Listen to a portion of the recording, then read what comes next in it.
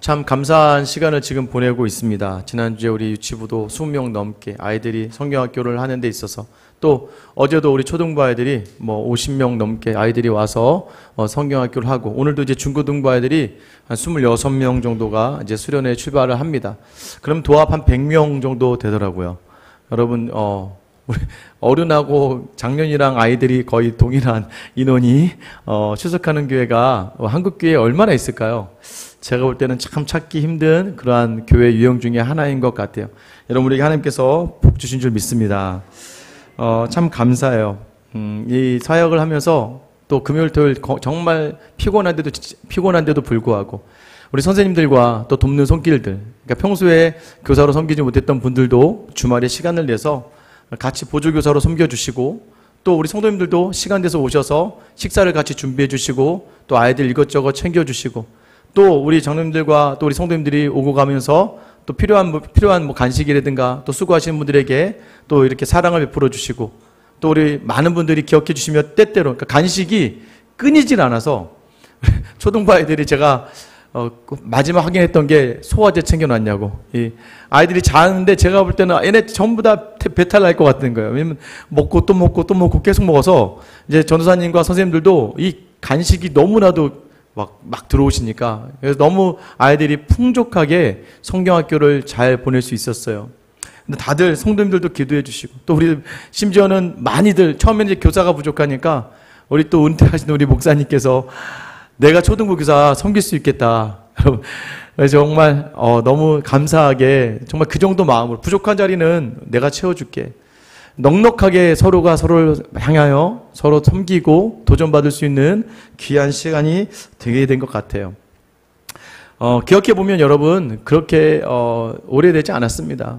우리가 한 2, 3년 전만 해도, 제가 올 때만 해도 매주마다 한 가정씩 교회를 나가는 바람에 너무나 마음이 아프고 힘들었었는데, 지금은 매주마다 새로운 친구들이 오고 또 새로운 가정들이 오고 새로운 분들을 볼 수 있음에 이것이 다 하나님의 은혜인 줄 믿습니다. 하나님께 참 사랑하시는 그 자리를 우리가 경험하고 있어요. 왜 그러냐 봤더니 다들 교회를 너무 사랑하세요. 다들 교회에 대해서 너무나 참 좋은 마음을 가지고, 그러니까 지난주도 그랬고 이번 주도 그랬고 정말 피곤했습니다. 정말 피곤했어요. 와, 저도 여지껏 3년 6개월 중에 어제 그제가 제일 피곤했던 것 같아요. 예, 목소리도 약간 목소리도 약간 제가 괜찮을 줄 알았는데 약간 목소리도 가더라고요. 그런데 한 분도 얼굴에 싫은 표정이나 힘들다는 표정 안 하시고 정말 기쁨으로 그 자리를 감당해 내시는 모습을 보면서 참 좋았어요. 어제는 또 우리 신방을 마지막에 이제 저녁에 신방을 하면서 작년에 이제 아내를 먼저 하나님께 보내드리고 또 어머니를 먼저 보내드린 우리 집사님 가정에 또 신방을 하고 함께 저녁에 식사를 하는 찰나인데요. 식사를 하고 있는데 이제 큰 따님은 다른 교회 다니세요. 근데 큰 따님이 다니는 교회가 이 강동 지역에서는 가장 큰 교회거든요, 우리나라에서. 그런데 우리 집사님하고 우리 따님 집사님이랑 우리 사이 집사님께서 계속 그 따님한테 뭐라고 하냐면, 우리 교회 진짜 좋아. 우리 교회 정말 좋아. 우리 교회 성도들 너무 좋고 목사님 너무 좋아.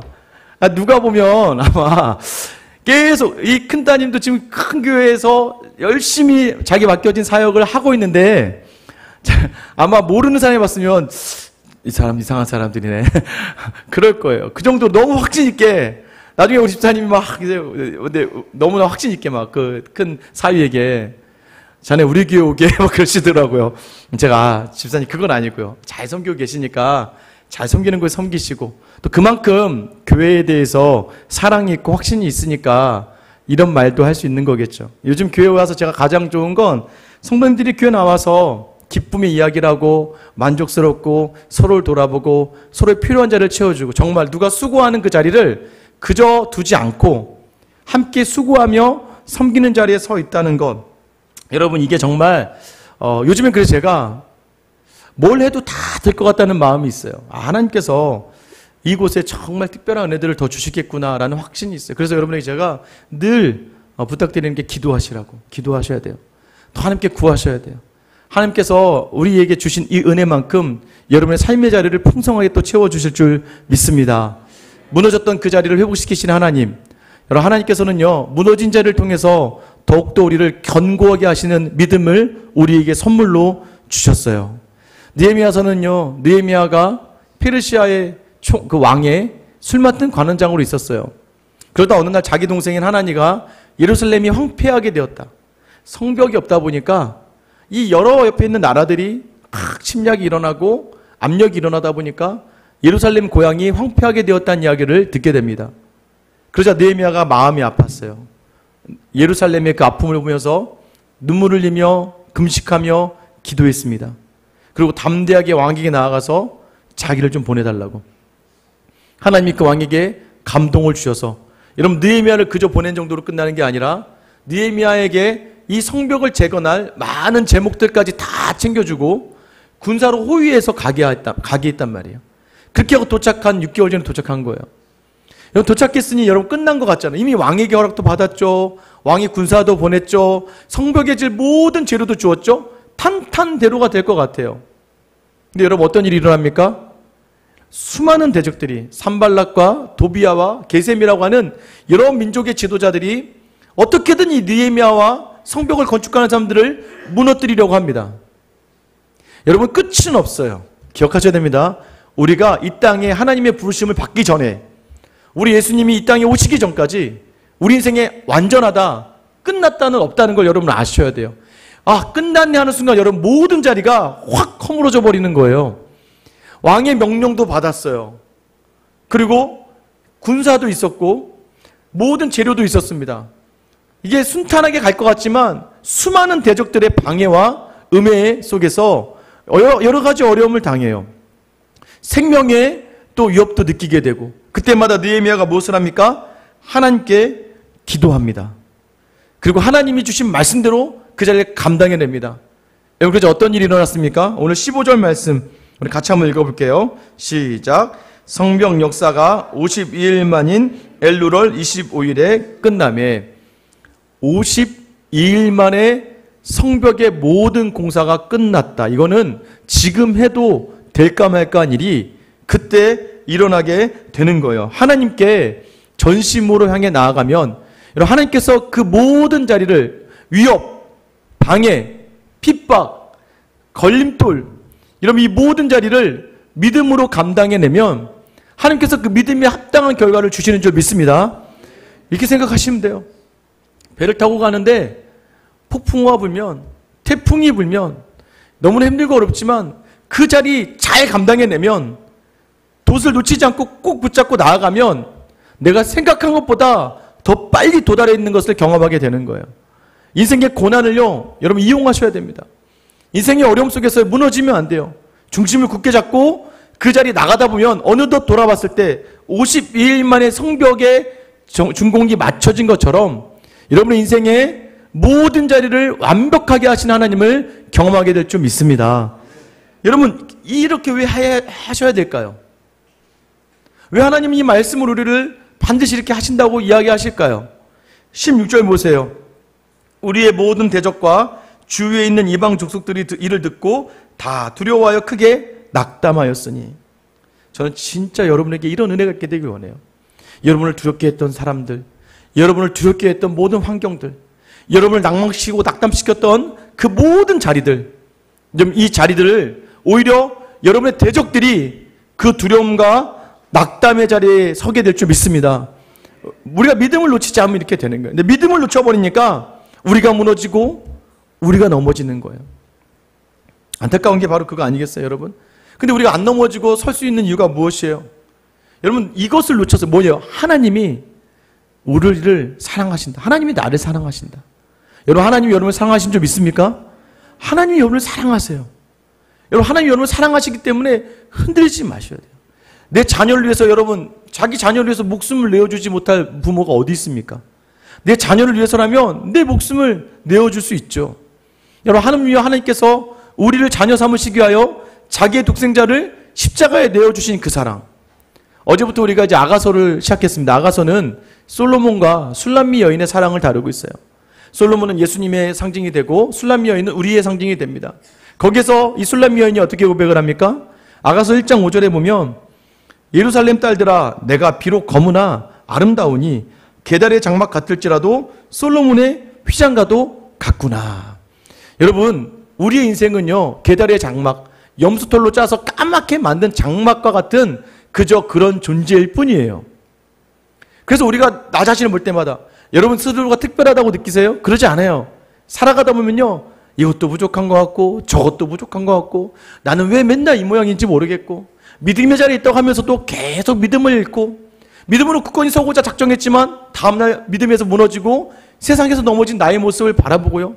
지금도 여전히 우리 교회 성도 안에서도 오르락 내리락 하면서 오르막길에 있는 사람들이 있는 반면에 내리막길로 내려가는 사람들이 있어요. 그때 뭐예요? 뭘로 쳤기 때문입니까? 하나님이 나를 사랑하지 않는 것 같다? 아니에요. 하나님이 나를 사랑하신다는 확신을 가지면 삶의 자리가 흔들리지 않게 될 줄 믿습니다. 여러분, 그걸 어떻게 할 수 있어요? 저는요, 저희 아이들 요즘 혼낼 때 이렇게 혼냅니다. 뭘 잘못하면 너 왜 이렇게 했어? 하고서는 이렇게 얘기해요. 너 얼굴 이쁘니까 봐준다. 아들이 뭘 잘못하면 너 잘생겼으니까 봐주는 거야. 너 못생겼으면 뒤지게 맞았어. 너 정말 예쁘니까 내가 봐주는 거야. 여러분, 이렇게 얘기를 자꾸 해요. 근데 어느 날 제가 또 이렇게 얘기하다가 또 잘못했는데 너 내가 봐준 줄 알아 했더니 바로 지도 내가 이쁘니까 그렇지 그러더라고요. 여러분, 이 정도 확신은 가지고 있어야 돼. 하나님 앞에. 하나님이 여러분을 기억하시고 바라보시는 게 하나님이 나를 사랑하신다는 확신이 있으면 여러분 삶에요 충만합니다. 요즘 우리 교회 이제 부부학교를 하고 있잖아요. 부부학교 하면서 부부간의 관계가 돈독하면 밖에 나가서 주눅들지 않아요. 충분히 내가 쉴 곳이 있고 내가 나눌 곳이 있는데 문제는 뭐예요?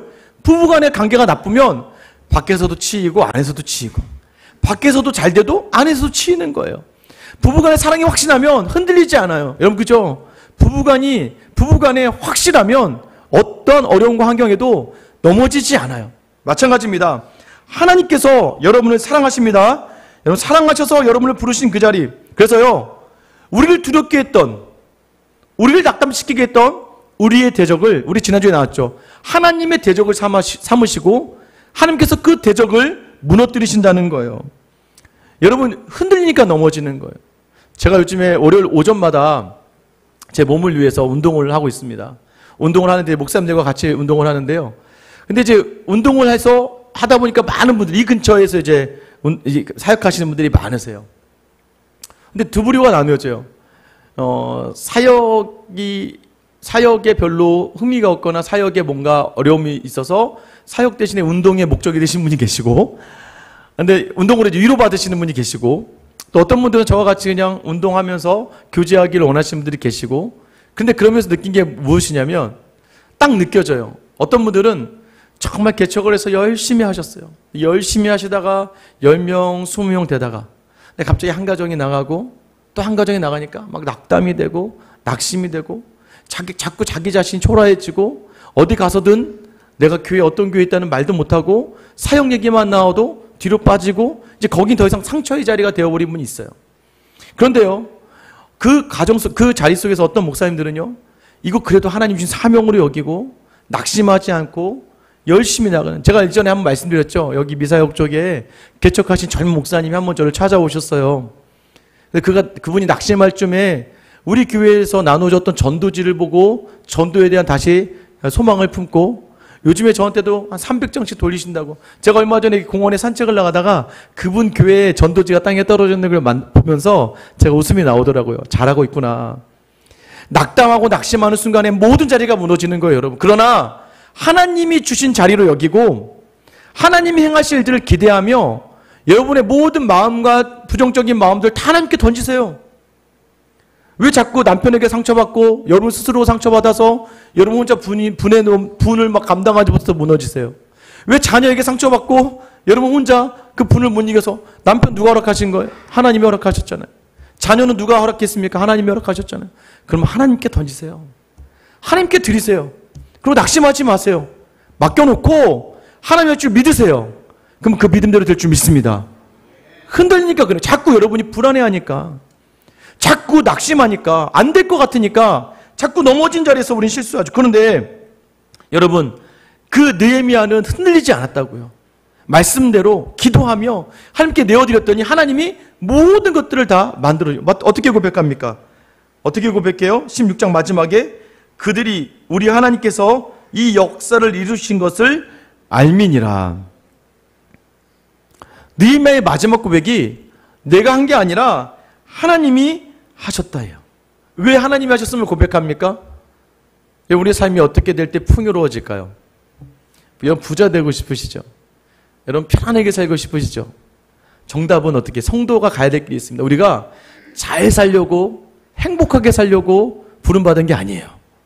우리는 거룩하게 살라고 부름받은 거예요. 성도가 거룩하게 살면 거룩하게 살수록 하나님은 이 땅과 비교할 수 없는 특별한 풍요로움을 주십니다.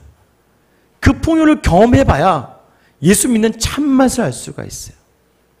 누가 보면 어제 그제 우리 교회에서 아이들을 데리고 성경학교를 하면서 수고하신 전도사님과 선생님과 함께 선교신 성도님들을 다 미련하다고 할 거예요.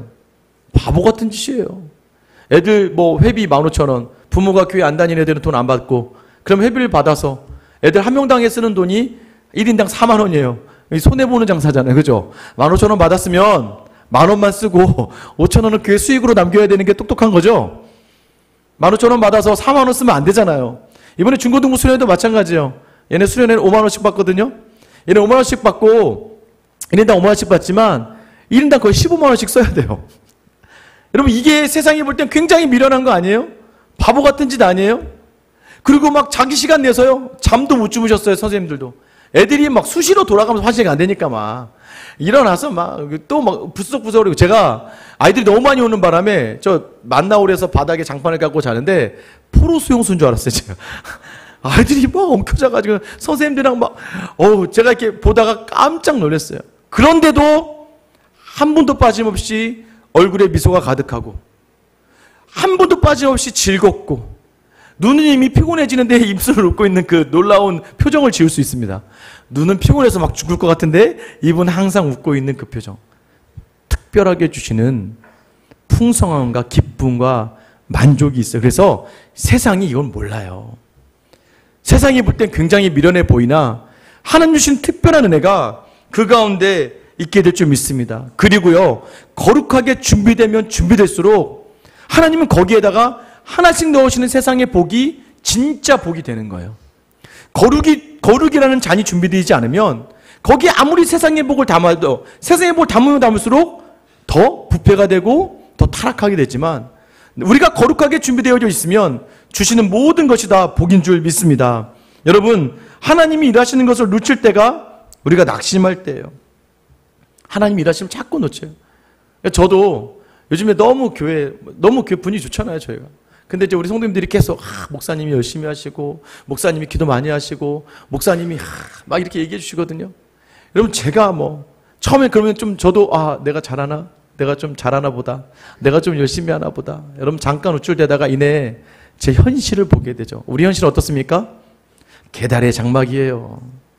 그냥 염소털로 짠 컴컴한 장막과 같은 아무것도 아닌 그저 그런 인생인데, 하나님께서 이 자리에 불러주셔서 저를 목사로 세워주셔서 제가 늘 말씀 보게 하시고 제가 늘 기도하게 하실 수밖에 만들어주시고 늘 성도들의 가정을 돌보게 하시는 그 은혜 속에서 지난 3년 6개월 동안 7개월 동안 하나님께서 어떻게 성도가 성장해 가는지를 보게 하시고 어떻게 죽었던 영혼이 회복돼서 살아나는지를 보게 하시고 무너졌던 가정이 어떻게 예수 그리스도의 이름으로 건강하게 성장하는지를 보게 하시며, 여러분 오늘도 너무나 기뻤어요. 아침부터 어떤 애 하나가 온 거예요. 중고등부 애 하나가. 2년 전에 사라졌던 그 아이가 나타났습니다. 2년 전에 있다가 잠깐 있다가 사라졌던 아이가 8시에 나타난 거예요. 야, 너 이렇게 일찍 왔어? 수련회 간다고 해서 왔어요. 2년 만에 나타난 아이가, 그런데 오더니 이 교육관에 가더니 깜짝 놀라는 거예요. 여기 어디냐고. 그러더니 갑자기 중고등부 아이들 그 황금 봉투가 있는데 그거 보더니 더 놀랐어요. 이렇게 많아졌냐고. 여러분 너무나 감사하죠. 너무나 좋죠. 그리고 이 아이가 자기 혼자 스스로 오잖아요. 어제도 초등부 성경학교를 하는데요. 아이들이 어떻게 연락 안 한 아이들도 왔어요. 연락 안 한 아이들도 어디서 들었는지 와서. 여러분 저도 지금 이 티셔츠가 원래 제가 입었던 티셔츠가 아니에요.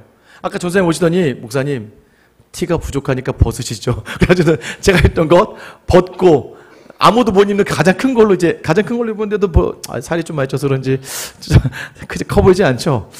초등부 선생님들도요. 선생님들 티를 다 맞춰드렸어요. 근데 애들이 너무 많이 오니까 선생님들이 다 옷을 벗어서 나중에는 애들을 줘야 되니까 나중에 다 벗어서 아이들한테 주고, 그래도 기쁜 거죠. 왜요? 하나님을 놓치지 않으니까 하나님이 특별한 은혜를 주시는 거예요. 여러분, 나의 수많은 대적들이 나를 두렵게 하려고 해요. 여러분을 근심 가운데 몰아넣어요. 그때 여러분 어떻게 해요? 그 대적을 우리가 지난주에 나눴죠. 하나님께로 던지는 거예요. 그럼 나의 대적이 하나님의 대적이 돼요. 그럼 하나님께서 어떻게 해요? 오늘처럼 우리의 대적을 낙담시키시고 우리의 대적으로 두렵게 하실 줄 믿습니다. 그래서 그들이 하나님을 두려워하게 되는 거예요. 우리를 부르신 이유가 하나님을 세상으로 두려워하기 위하여 우리를 부르신 줄 믿습니다.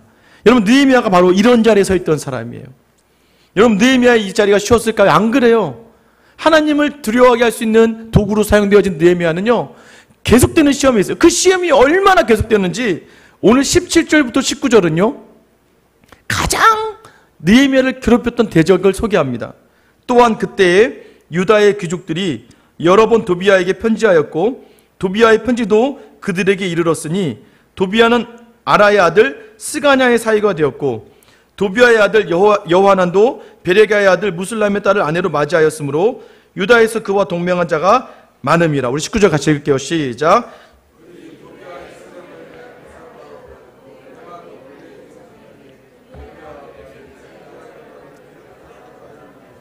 가장 강교한 게 도비야라는 사람인데 제사장의 사위가 됐어요. 이 이방인인데 예루살렘 제사장의 사위가 되었고 또 심지어는 자기 딸을 무슬람이라고 하는 이 성벽 건축에 큰 도움이 되었던 사람의 그 사람과 사돈관계를 맺었어요. 그러니까 지금 이 사람이 이방인인데 교묘하게 이 유대의 네트워크 안에 들어와서 많은 네트워크를 만들어서 간교하게, 그러니까 이제 이 회의가 돼서 어떻게 하자면 이게 도비야의 귀에 들어가고 도비야가 대적들에게 이야기하는, 그러니까 내부에 적이 있는 거죠. 그 모든 것들에 대해서 계속해서 이 도비야를 통해서 얼마나 괴롭힘을 당했는지 여러분 도비야에 대해서만 이렇게 따로 기록이 되어져 있는 것이죠. 늘 그 갈등을 조장하는 사람들이 있어요.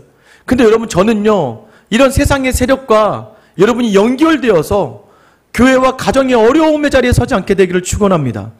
여러분 여기 현혹되지 마세요. 막 사람들이 와서 칭찬을 합니다. 여러분 그것에 현혹될 필요가 없어요. 그 사람의 모습을 보고 그 사람의 입에서 나오는 말을 보고 그 사람이 어떠한지를 제대로 볼 수 있는 여러분 눈이 있어야 됩니다. 여러분 우리가 꼭 기억해야 되는 게 무엇입니까? 교회 안에 자꾸 갈등을 조장하며 나아가지 않게 되길 원해요. 여러분 꼭 세상의 생각을 가지고 들어와야 될 그런 생각들을 여러분 과감하게 차단해낼 수 있어야 됩니다. 교묘하게 들어와요. 교묘하게. 여러분 그 교묘함을 이겨낼 수 있게 되길 바랍니다. 또 여러분 그런 도구로 사용되지 않게 되길 원해요. 여러분 그런데 꼭 기억해야 될 건 뭐예요? 삶의 자리에 도비야와 같은 인생이 꼭 여러분 곁에 붙어 있다는 겁니다. 계속 붙어 있을 거예요. 왜 그렇습니까? 지금 성벽이 건축되었지만 7장 4절에 보면 성읍은 광대하고 그 주민은 적으며 가옥은 미처 건축하지 못하였다. 아직 비어있는 장소가 많기 때문이에요. 여러분 다 된 것 같지만 다 되지 않았다는 것을 알아야 됩니다. 그래서 이 도비야 같은 사람들이 있을 때 여러분 어떻게 해야 될까요? 너 그렇다며, 너 어쩌다며, 계속해서 또 내가 얘기한 걸 어떻게 다 들어. 누구에게 얘기했는데 다 듣고 와서 이게 퍼져 있어. 내 약점만 잡으려고 계속 무너뜨리려고 하는 사람들이 있어요. 여러분 이 세상에 이런 세력 앞에서 어떻게 우리가 이겨낼 수 있습니까?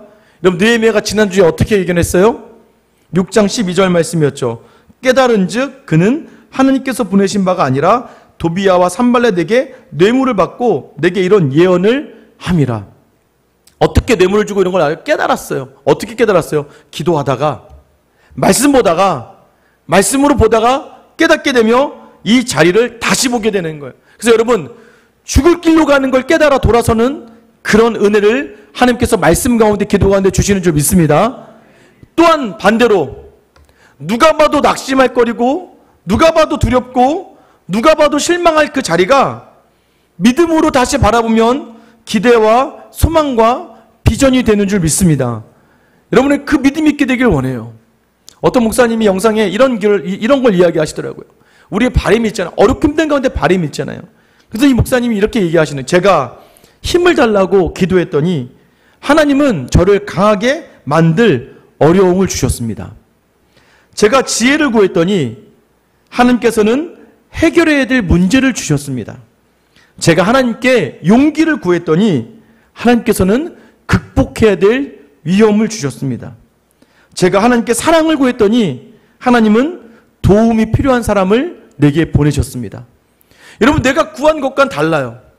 내가 구한 것과 너무나 다른데 하나님께서는 내가 구한 것보다 더 내가 하나님의 뜻에 맞춰서 일하기를 원하셔서 그 수준보다 더 높은 수준으로 사랑을 바래 남을 사랑해봐. 더 큰 하나님의 사랑을 누릴 수 있고 더 큰 하나님의 사랑으로 충만해질 수 있어. 용기를 바래 내가 너에게 주는 어려움의 자리를 믿음으로 한번 이겨내봐. 그럼 네가 더 큰 용기를 얻게 될 거야. 여러분 기억하시기 바래요. 성도는요, 믿음으로 어려움과 역경과 두려움의 자리를 건강한 삶의 재료 삼는 삶을 살아가는 사람들이에요. 여러분의 어려움의 모든 재료들 있잖아요. 여러분을 어렵게 하는 모든 것들. 다시 이야기하면 믿음은요, 삶의 걸림돌을요, 디딤돌로 만드는 능력이 있습니다. 믿으십니까? 삶이 이게 어려움의 것들이었어요.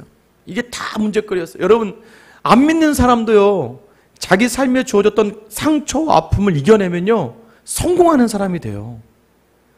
하물며 믿음이 있는 우리가 내게 주어진 아픔의 자리, 상처의 자리, 회개와 부족의 자리를 믿음으로 깨달아 다시 바라보게 되면, 여러분, 그게 우리에게 엄청난 믿음의 능력의 디딤돌이 되는 거예요.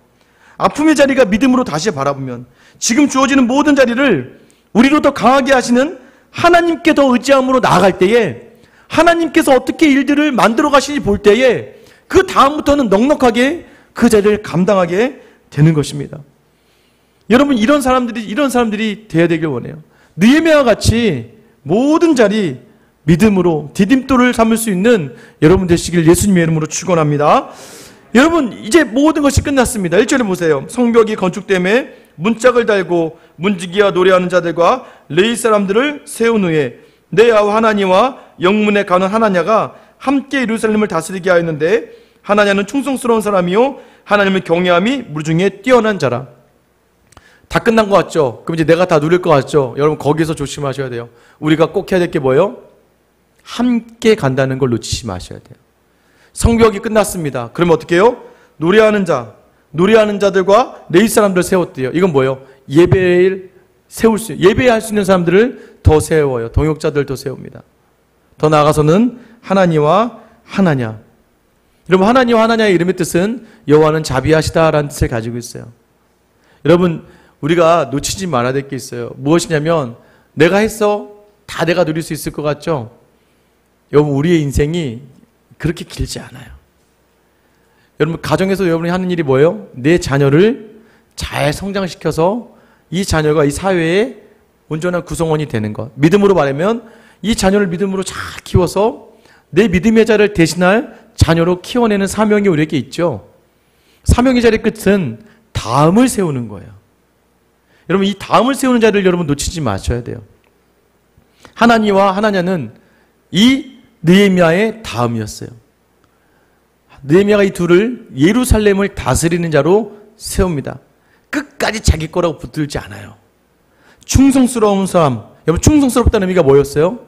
하고 싶지 않아도 순종하며 그 안에서 열심을 감당하는 사람. 제가 여러분에게 다시 말씀드리지만, 교회의 어떤 사역을 감당해낼 때는요, 처음에는 기쁨으로 하셔야 됩니다. 내가 이 사역을 하는데 기쁨이 없으면 봉사와 섬김의 자를 하시면 안 돼요. 기쁨이 없으면 기쁘게 하셔야 돼요. 기쁘게 하시다 보면 반드시 하나님은 큰 만족과 더 큰 감사를 주세요. 그래서 아까 얘기한 것처럼 내가 열심한 자리에, 하나님께 온전히 붙들었던 자리에서 하나님 은혜를 주시니까 그 다음에는 내가 원하지 않는 하나님의 그 말씀 속에서, 내가 원하지 않았던 교회의 요구 속에서 순종함으로 말미암아, 이 순종이 바로 충성이에요. 내가 원하지 않는 자리에 내 순종으로 나아가는 자리, 그곳에서 하나님께서 더 큰 은혜를 주신다는 걸 깨닫게 돼요. 말씀의 능력이죠. 그래서 그곳에 내 생각과 달라도 순종으로 나아가게 되는 것이죠. 그러면 여러분 어떻게 변해요? 말씀 따라가는 삶을 살아가게 돼요. 이전에는 어땠는데요? 내 뜻을 따라가는 사람들이 되었어요. 근데 말씀을 따라가는 사람이 되니까 여러분 하나니와 하나냐가 왜 느헤미야 뒤에 설 수 있었을까요? 여러분 느헤미야 보면 그렇게 서고 싶으세요?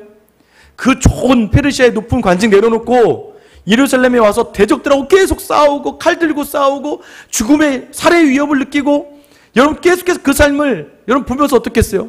아우 저렇게는 못하겠다. 저는 아직도 확신이 있습니다. 저는 제 아들 녀석이 목사하겠다고 하면 하라고 할 거예요. 다만 다른 친구들보다 네가 탁월하고 뛰어나면 내가 볼 때 너는 네 스스로의 모든 자리도 혼자 감당할 수 있고 다른 사람의 모든 삶을 돌아볼 수 있고 연약한 자에 대해서 긍휼한 마음을 가지고 네가 가진 것으로 나누어도 충분히 항상 모든 자리에 기뻐할 수 있는 그 자리가 된다면 저는 허락할 거예요. 왜요? 목사 정말 행복합니다. 안 믿으시는군요. 저를 보니까 안 행복해 보이시는군요. 정말 좋아요. 이 말로 할 수 없습니다. 저는 목사를 정말 행복하게 생각해요. 다만 무지 힘듭니다.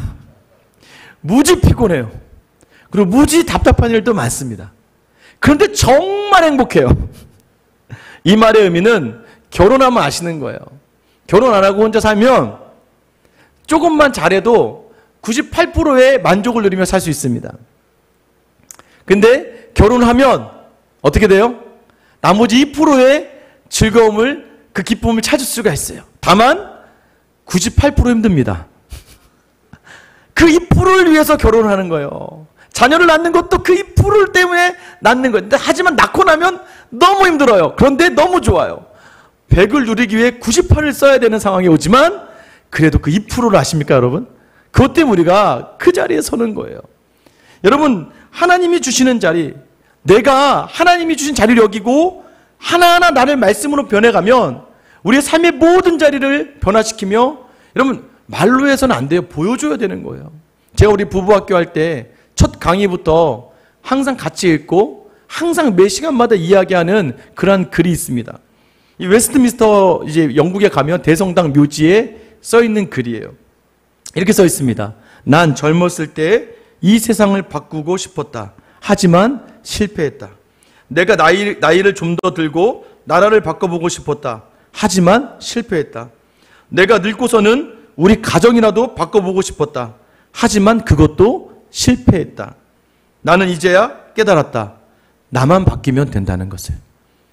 뭘 바꾸려고 하고 뭘 뒤집으려고 하고 그거 아무렇지도 안 된다는 거예요. 그런데 중요한 건 뭐예요? 내가 바뀌면 가정이 바뀌어요. 내가 바뀌면 교회가 바뀌어요. 내가 바뀌는 모습을 보고 바뀜의 기쁨에 선 모습을 보면서 믿음의 후배들이 서는 거예요. 저는 여러분 모두가 이제 여기 다니시니까 제가 뭐 신방할 때나 예배 때 말씀드리잖아요. 여기서 77년생 이상 되신 분들은 가능한 제가 장례를 치러드려야 되지 않겠습니까? 아, 죽고 싶으지는 않으시군요. 여러분 제가 먼저 갈 수도 있지만 그러나 이왕이면 저는 여러분들이요.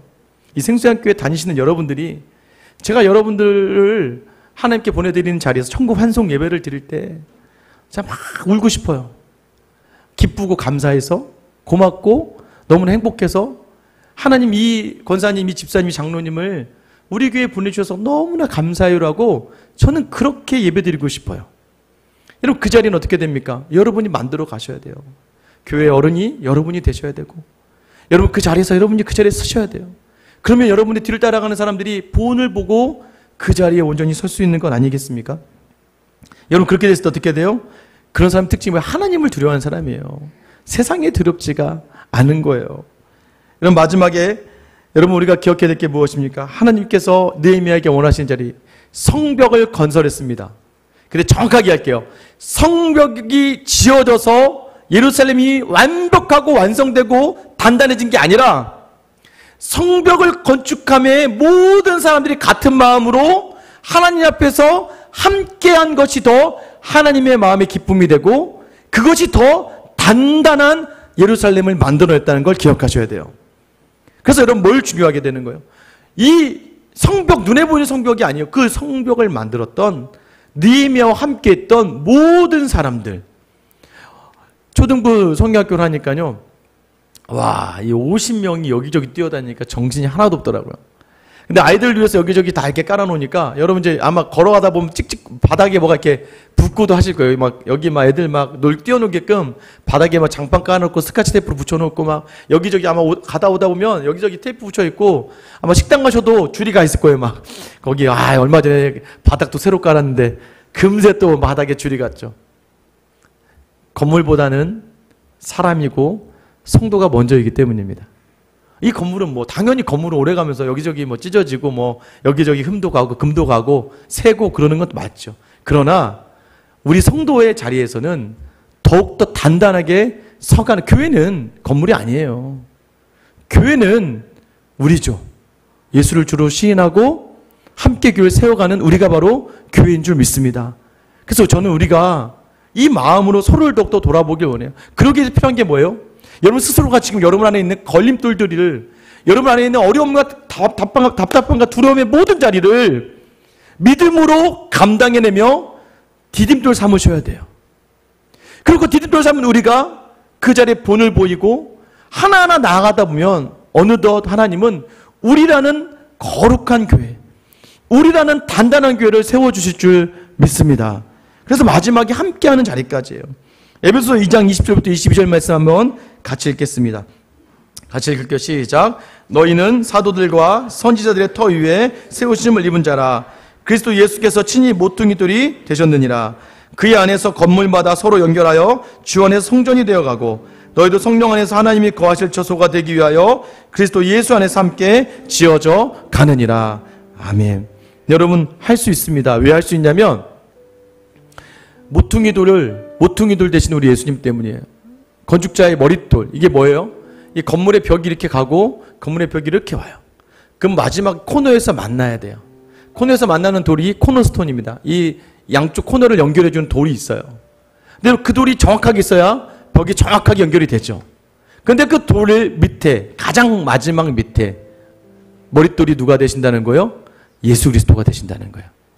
예수 그리스도가 되어지고 그 위에 사도와 선지자와 수많은 믿음의 선교사들과 수많은 목회자들과 수많은 성도들의 피와 땀과 눈물로 한층 한층 모퉁이들이 쌓아져 올라가요. 이 사람들을 하나님께서 통하여서 우리를 하나로 연결시켜 주시기 때문에 여러분 우리가 이 시간 나된 것도 오직 예수 그리스도의 그 보혈의 피와 그 보혈피를 뒤따라갔던 수많은 믿음의 선배들 때문에 저는 확신합니다. 이번 성경학교와 수련을 통하여 여러분이 흘리시고 여러분이 수고하시고 여러분의 희생과 헌신 속에 있었던 모든 자리를 모퉁이돌 삼으실 우리 하나님의 놀라운 능력을 기대합니다. 그 자리에서 이 아이들을 우리 다음의 자리를 치우게 하실 거예요. 그리고 그 자리를 이어가게 하실 거예요. 그 여러분 우리로 하여금 하나님을 찬양하게 하실 줄 믿습니다. 그러기에 우리 믿음의 자리에서 먼저 하나님이 주시는 모든 자리가 우리의 삶의 걸림돌이 아니라 디딤돌이 되는 줄 믿으세요.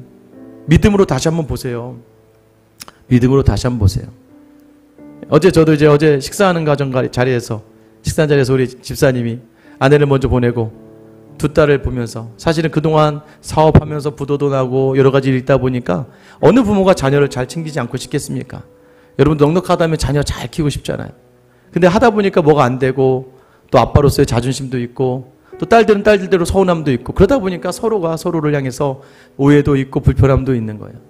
근데 저는 우리 집사님 그래도 우리 교회 나오면서부터 믿음의 자리 감당해 내시면서 예전 같았으면 정말 끝까지 자녀들하고도 정말 끝까지 자존심을 세울 수 있었는데 어제 식사의 자리에서 눈물을 먹으면서 제가 있는 데서 이 딸을 바라보면서 그러더라고요. 내가 미안하다 그러더라고요. 내가 미안해. 그래서 그때 참 좋아서 제가 집사님 너무 잘하셨어요. 너무 고맙습니다. 내가 미안. 이 말이 무엇입니까? 그리스도가 내 안에 오니까 여러분 그 자리가 이제 예전에 걸림돌이었던 모든 자리들이 디딤돌로 바뀌는 거예요. 오늘 일부 예배에 오셨던 우리 집사님 가정이 있어요. 인도네시아에 살고 계시는데 방학 때마다 들어오셔서 작년부터 오셔서 우리 교회 새벽 기도도 들으시고 주일 예배도 오세요. 그런데 그 집사님은 이번 코로나에 남편을 잃었습니다. 인도네시아에서 갑작스럽게 남편이 코로나에 걸려서 생명의 위협 속에 있다가 결국 본국에 오지도 못하고 돌아가셨어요. 그때 아내와 아들은 코로나에 걸려서 어떻게 할 수도 없었고, 중학교 1학년짜리 딸이 아버지를 화장을 하고 아버지 유골함을 들고 혼자 한국에 들어왔어요. 그래서 제가 얼마 되지 않았으니까 여쭤봤어요. 아이들이 아직도 힘들지 않으세요? 아빠랑 너무 좋았거든요, 사이가. 아빠에 대해서 너무 힘들지 않아요? 그런데 그때 제가 놀라운 답을 들었어요. 집사님이 이렇게 말씀하시는 거예요. 아이들이 더 담대하더래요. 왜요? 했더니 아빠가 항상 그랬대요. 우리 천국에 가잖아. 하나님 나라에 가잖아. 그랬더니 이 아이들이요, 아빠 천국에 가면 보는 거잖아. 그러면서 더 삶에 대해서 공부하는 자리도 그렇고 달라지다는 거예요. 아빠의 죽음이 큰 인생의 걸림돌이 될 수 있지만 하나님을 바라보고 다시 그 자리를 바라보니까 그 자리가 걸림돌이 아니라 디딤돌이 된다는 걸 알게 되는 거예요. 오늘 비가 많이 오잖아요. 중고등부 아이들에게 이 비가 걸림돌이 아니라 디딤돌이 될 줄 믿습니다. 여러분의 삶의 모든 자리도 마찬가지예요. 이게 내 삶의 걸림돌인가? 아니에요. 1절에 집사님 한 분이 순장이셨는데 그 순장이었던 집사님께서 아이를 품으셨어요. 근데 한 주 남겨놓고 이 아이가 유산됐습니다. 한 주 남겨놓고 그 전주까지 와서 이제 다음 주에요, 끝났어요 했는데 갑자기 전화가 왔는데 유산이 된 거예요. 너무나 당황스러운데 이제 사실 그러면 저도 막 어떻게 할 바를 몰라요. 그런데 막 순장님들이 저를 목사님 같이 가세요. 같이 갔는데 할 말이 있어야지. 뭐 어떻게 할 수가 없어요. 가서 그냥 엉엉 울다만 오고 있는데 제가 오니까 오히려 그 집사님이 저를 손을 잡으면서 뭐라고 하신 줄 아세요? 목사님, 지난 39주 동안 저는 너무나 행복했어요. 너무나 행복했어요. 그리고 목사님, 이제 제가 천국에 가면 이 아이 볼 수 있잖아요. 제가 하나님 앞에서 더 잘 살면 될 것 같아요. 어떻게 그런 처참한 자리가, 비참한 자리가 믿음의 고백의 자리가 될 수 있겠습니까? 여러분, 이게 바로 믿음의 능력이고 하나님은 반드시 좋은 것으로 갚아주실 줄 믿습니다. 오늘 시간 걸림돌을 디딤돌게 하시는 예수 그리스도의 평강과 은혜가 여러분 안에 충만하시기를 간절히 축원합니다. 이제 찬양할게요.